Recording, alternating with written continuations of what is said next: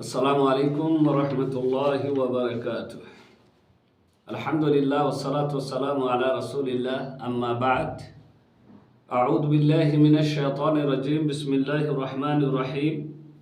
সুপ্রিয় দর্শক, আজকে আমাদের চতুর্থ পর্ব। আমরা আলোচনা করতে আছি হারাম জিনিস সম্পর্কে। কি কি জিনিস যা আমাদের জন্য করা হারাম বা যেগুলি হারামের পর্যায়ে পড়ে। তাই আমরা শুরু করেছিলাম প্রথমে যে প্রথম সবথেকে বড় হারাম হচ্ছে শিরক। সেই শিরকীয় পর্যায়ে কি কি পড়ে সেগুলি আলোচনা করতে আছি। তার আজকে আসছে শিরকীয় পর্যায়ে পড়ে যে জিনিসগুলি, তার মধ্যে আরও একটি হচ্ছে আর রিয়া ও ফিল ইবাদাত। ইবাদতের মধ্যে রিয়াকারী, লোক দেখানি ইবাদত। মানুষ যদি লোক দেখানোর জন্য ইবাদত করে, লোক দেখানি যদি ইবাদত হয়, তাহলে এটাও শিরকীয় বিষয় বা শিরকের পর্যায়ে পড়ে। ইবাদতের জন্য, ইবাদত কবুল হওয়ার জন্য যেটা শর্ত, সেটা হচ্ছে সেটা একেবারে রিয়া থেকে মুক্ত হবে। মানে কোনো লোক দেখানোর জন্য যেন ওই ইবাদতটা না করা হয়, আল্লাহর জন্য নিষ্ঠা হতে হবে। মানে একবারে আল্লাহর জন্য ইবাদতটা করছি এরকম নিয়ত হতে হবে, রিয়া থেকে মুক্ত হতে হবে, এবং সেই ইবাদতটি সুন্নত অনুযায়ী হতে হবে। তবে এই ইবাদত আল্লাহর কাছে কবুল হবে। অনেকে আছে ইবাদত করে ঠিকই, কিন্তু তার উদ্দেশ্য হয় মানুষকে দেখানো। এরকম যার উদ্দেশ্য হয় সে হবে মুশরিক এবং তার আমল বরবাদ হয়ে যাবে।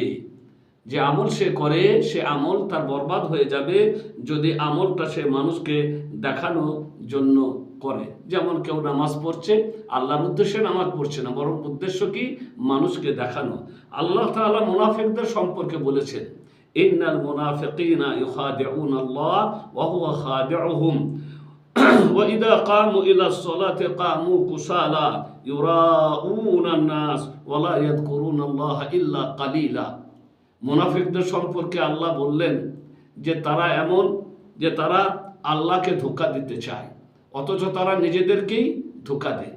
ওরা মনে করে যে ওরা আল্লাহকে ধোঁকা দিচ্ছে, আল্লাহকে প্রতারিত করছে, কিন্তু না, ওরা আল্লাহকে প্রতারিত করছেন না, আল্লাহকে ধোঁকা দিচ্ছে না, বরং ওরা নিজেরাই নিজেকে ধোঁকা দিচ্ছে।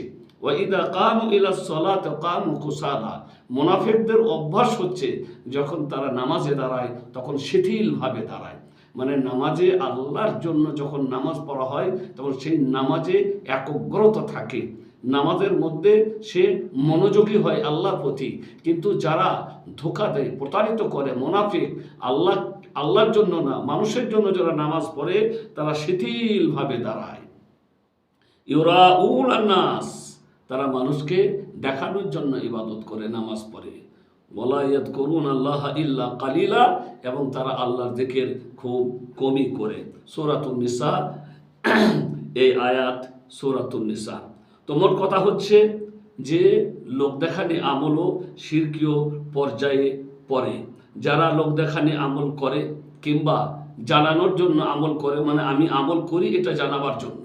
অনেকে আছে নিজের আমলকে বলে বেড়ায়, নিজের আমলকে মানুষকে জানাবার জন্য আলোচনা করে, মানুষকে শোনাতে চায় নিজের আমল সম্পর্কে।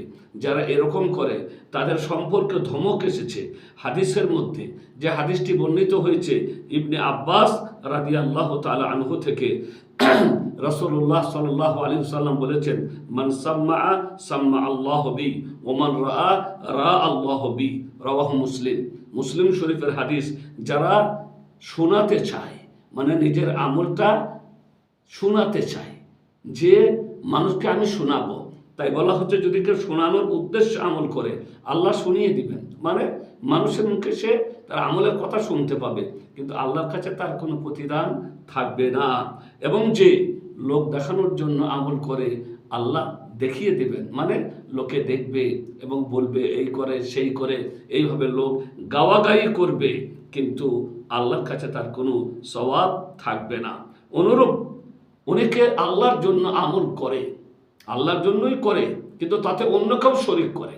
মানে আল্লাহর জন্য করছে, আবার এটাও উদ্দেশ্য হচ্ছে যে মানুষ আমার আমলটা দেখুক, মানুষ আমার কাজটা দেখুক, মানুষ আমার কাজটা সম্পর্কে বলুক, তাই এরকম যারা করেন তাদেরও আমল বরবাদ হয়ে যাবে, তাদেরও আমল বরবাদ হয়ে যাবে।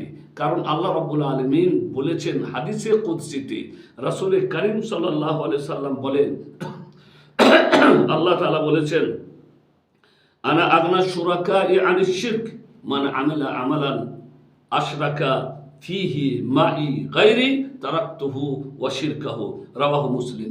আমি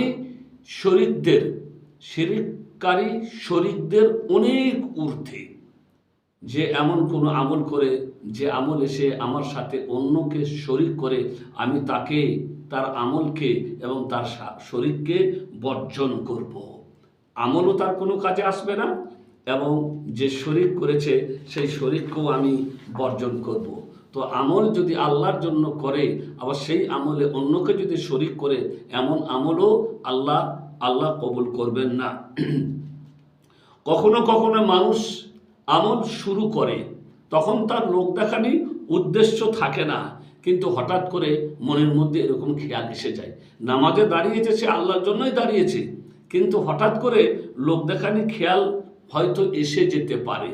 এখন তার উচিত এই খেয়ালটাকে দূর করা, এটাকে দূর করে দেওয়া, এবং যাতে করে এই খেয়ালটা তার মন থেকে দূর হয়ে যায়, তার প্রচেষ্টা নেওয়া। এরকম যদি সে করে তাহলে তার আমল বিশুদ্ধ হবে, তার আমল নষ্ট হবে না। কিন্তু সে যদি চুপ থাকে এবং সে যদি এটাকে মেনে নেয় যে হ্যাঁ, যে খেয়াল আসছে, তাহলে তার আমল কিন্তু নষ্ট হয়ে যেতে পারে। তো মোট কথা হচ্ছে যে খেয়াল যদি মনে আসে যে কোনো মানুষ আমাকে দেখছে বা কোনো মানুষ আমার নামাজ সম্পর্কে কিছু বলুক, এরকম খেয়াল মনে আসতেই পারে। যদি আসে আমরা চেষ্টা করব সেটাকে দূর করে দিতে। এরপরের বিষয় হচ্ছে তায়ারা, অশুভ কুলক্ষণ সম্পর্কে। আমাদের সমাজে, মুসলিম সমাজে এরকম একটি ব্যাপার আছে, কোনো কোনো জিনিসকে আমরা অশুভ কুলক্ষণ মনে করি। তাই আমরা জানতে চেষ্টা করব যে অশুভ কুলক্ষণ বলে কোনো জিনিস আছে কি না। কোরআনের মধ্যে এসেছে মুসা আলাইহিস সালামের বিভিন্ন ঘটনায়, এটা একটি যে ফেরাউনের লোকজন যখন কোনো ভালো দিন তাদের আসত, যখন কোনো কল্যাণ লাভ করত, তখন তারা বলতো যে এটা পাওয়ার আমরা উপযুক্ত, এটা পাওয়ার আমরা হকদার। আর যখনই তাদের ওপরে কোনো অনিষ্টকারিতা আসতো, কোনো ক্ষতি হয়ে যেত, কোনো সমস্যা আসতো, তখন সঙ্গে সঙ্গে মুসা আলাইহিস সালাম এবং মুসা আলাইহিস সালামের সঙ্গীদেরকে দোষী করে বলতো যে ওরাই হচ্ছে অলক্ষী এবং কুলক্ষণ, ওদের কারণেই আমাদের এই সমস্যাটা হয়েছে। আল্লাহ কোরআনে তাদের এই কথাটা উল্লেখ করেছেন, ফাইদা জাআতুহুমুল হাসানাতু ক্বালু লানা হাদিহি ওয়া ইদ তুসিবহুম সাইয়্যাতুন ইয়াত্তায়্যারু বিমূসা ওয়া মান মাআহ। যখন তারা কোনো কল্যাণ লাভ করত, তাদের কাছে যখন কোনো ভালো কিছু আসতো, তখন তারা বলতো লানা হাদিহি, এটা পাওয়ার আমরা উপযুক্ত, আমরা এটা পাওয়ার হকদার। ওয়া ইন তুসিবহুম সাইয়্যাতুন ইয়াত্তায়্যারু বিমূসা ওয়া মান মাআহু। আর যখন কোনো অনিষ্টকারিতা, কোনো অকল্যাণ তাদের ওপরে আসতো, তখন বলতো যে এটা মুসা এবং মুসা সাথীদের অপয়া এবং তাদের কুলক্ষণের কারণে আমাদের এই সমস্যা হয়েছে। তো তারা মুসা আলাইহিস সালামকে দায়ী করত, আর মুসা আলাইহিস সালামকে অলক্ষী আর কুলক্ষী মনে করত। আরবদের প্রথা ছিল, ইসলাম আসার পূর্বে আরবদের প্রথা ছিল, যখন তারা কোনো জায়গাতে সফরে যাওয়ার ইচ্ছা করত, তখন তারা একটা পাখি ধরত, নিয়ে সেই পাখিটাকে উড়াতো। পাখি যদি ডান দিকে যেত তাহলে সফর শুভ হবে এবং সে সফর তারা করত বা যাত্রা অব্যাহত রাখত। আর যদি পাখি বাম দিকে যেত তাহলে এটাকে তারা কুলক্ষণ, অশুভ মনে করে যাত্রা অব্যাহত রাখত। তখন তারা কি করত? তখন তারা সফর করত না। রাসূল করিম সাল্লাল্লাহু আলাইহি সাল্লাম এটাকে শিরক বলে গণ্য করেছেন। অশুভ কুলক্ষী মনে করা এটাও শিরকীয় কাজ। আল্লাহ নবী বলেছেন, মুসনাদ আহমদের হাদিস, তিনি বলেছেন আত-তায়ারাতু শিরকুন, অশুভ কুলক্ষণ ইত্যাদি মনে করা এটা শিরকীয় কাজ। অনুরূপভাবে অশুভ এবং কুলক্ষণ বিশ্বাসের অন্তর্ভুক্ত হলো যেটা তৌহিদের বিপরীত জিনিস, সেটা হচ্ছে কোনো মাসকে কোনো দিনকে অলক্ষী বা কুলক্ষণ মনে করা। আরবদের সেই যুগে তারা সফর মাসকে কুলক্ষী মাস মনে করত, তাই সফর মাসে তারা বিয়ে শাদী করতো না। অনুরূপভাবে বুধবারকে তারা অশুভ দিন মনে করত, তাই বুধবারের দিনেও তারা কোনো রকমের কোনো বিয়ে শাদী রাখতো না। কিছু নম্বর আছে, সেই নম্বরগুলোকেও তারা, কিছু সংখ্যা আছে, সেই সংখ্যা হলে সেটাকে অশুভ বা কুলক্ষণ মনে করত, যেমন 13 সংখ্যা, বেজোড় সংখ্যা। এইভাবে কিছু নাম আছে, সেই নামগুলিকেও তারা অশুভ বা কুলক্ষণ নাম হিসাবে মনে করত। কোনো মানুষ যদি কোথাও যেত আর রাস্তায় যদি কোনো কানা মানুষকে দেখে নিত, তাহলে সেটাকে সে অলক্ষী এবং কুলক্ষণ মনে করে সে ফিরে যেত।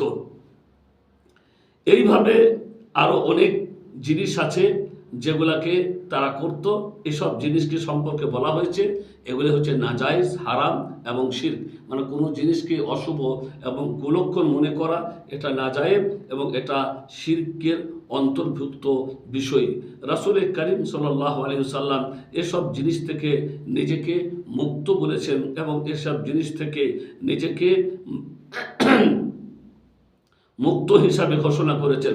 ইমরান বিন হুসাইন রাদিয়াল্লাহু তাআলা আনহু থেকে বর্ণিত হাদিস, আল্লাহ রাসূল বলেছেন, এমন লোকদের সম্পর্কে আল্লাহ রাসূল বলেছেন যারা অশুভ ও কুলক্ষণ বিশ্বাসী যে তারা আমার উম্মতের অন্তর্ভুক্ত না।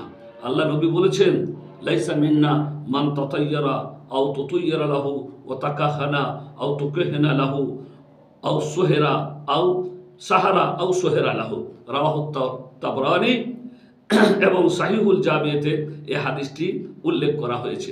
নবী বললেন সাল্লাল্লাহু আলাইহি ওয়াসাল্লাম, সে আমার উম্মতের অন্তর্ভুক্ত না যে অশুভ কুলক্ষণে বিশ্বাস করে এবং যে জ্যোতিষবিদ্যা এবং গণক ইত্যাদিকে বিশ্বাস করে। অনুরূপভাবে যে জাদু করে বা যার জন্য জাদু করা হয়, এসবই বলা হয়েছে যে এগুলি হচ্ছে হাদিস বিরোধী কাজ, অলক্ষী আর কুলক্ষী মনে করা যাবে না। তো মোট কথা হচ্ছে রাসূল করিম সাল্লাল্লাহু আলাইহি সাল্লাম তাদেরকে বললেন যে ওরা আমার উম্মতের অন্তর্ভুক্ত না যারা জাদু করে বা যারা অশুভ লক্ষণ বলে কোনো কিছু আছে বলে মনে করে। অনুরূপভাবে আরেকটি হাদিসের মধ্যে রাসূল করিম সাল্লাল্লাহু আলাইহি সাল্লাম আমাদেরকে জানিয়েছেন যে মান রাদ্দাতহু তায়ারাতু মিন হাজাতিন ফাকাদ আশরাকা। قالوا يا رسول الله ما كفارة ذلك؟ قال أن يقول أحدهم اللهم لا خير إلا خيرك ولا طير إلا طيرك ولا إله غيرك رواه الإمام أحمد। অলক্ষী আর কুলক্ষণ এরকম ধারণা যাকে তার প্রয়োজন পূরণ করা থেকে ফিরিয়ে দেয়। মানে আপনি কাজে বের হয়েছিলেন, কাজে বের হয়ে হঠাৎ করে একটা কানা মাছকে দেখতে পেয়ে গেলেন, কোনো বিড়াল সামনে দিয়ে চলে গেল, এখন আপনি মনে করলেন যে আজকের আমার ব্যবসা লাভদায়ক হবে না, আজকে আমার যাত্রা শুভ হবে না, আপনি ফিরে চলে গেলেন। তাই বলছেন আল্লাহ রাসূল সাল্লাল্লাহু আলাইহি সাল্লাম যে এরকম ধারণা অলক্ষী এবং অশুভ ধারণা যাকে তার প্রয়োজন পূরণ থেকে ফিরিয়ে দেয় সে শিরিক করল, তার এই কাজ কি হবে? শিরিক হবে। সাহাবীরা জিজ্ঞাসা করলো, ইয়া রাসূলুল্লাহ, তার কাফারা কি হবে? এরকম ধারণা যদি মনে আসে তাহলে কাফারা কি হবে? আল্লাহ রাসূল সাল্লাল্লাহু আলাইহি ওয়াসাল্লাম বললেন, এরকম ধারণা যদি কারো অন্তরে আসে তাহলে সে এইটা বলবে, এই দোয়াটা, আল্লাহুম্মা লা খায়রা ইল্লা খায়রুক ওয়ালা তাইরা ইল্লা তাইরুক ওয়ালা ইলাহা গায়রুক। হে আল্লাহ, তোমার পক্ষ থেকে কল্যাণ ছাড়া আর কোনো কল্যাণ নেই। মানে হে আল্লাহ,